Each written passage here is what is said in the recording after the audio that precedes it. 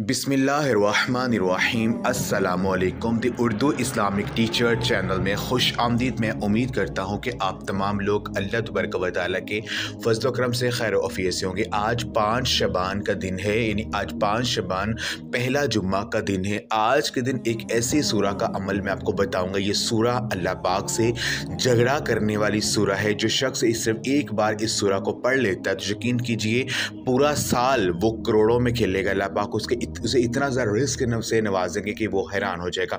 तो मेरी वो बहन और भाई जो रिज़्क़ की तंगी का शिकार है, जिनके घरों में बहुत ज़्यादा गुर्बत है, घर के मौली हालात बहुत ज़्यादा ख़राब है, जिनके ऊपर बहुत ज़्यादा कर्जा चढ़ा हुआ है, तो आज के दिन ये सूरा जो मैं आज आपको बताने लगा इसको आपने पढ़ना है। इंशाअल्लाह ताला अल्लाह पाक आपके घर में गैबी दौलत की बारिश अता कर देंगे। जो भी मांगेंगे अल्लाह पाक आपको अता करेंगे। ये अमल रिज़्क़ की तंगी को दूर करने का एक बेहतरीन मुजर्रब अमल है।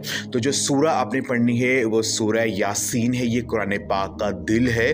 तो यासीन को आपने सिर्फ एक बार मेरे बताए गए तरीक़ेकार के मुताबिक आपने पढ़ना है।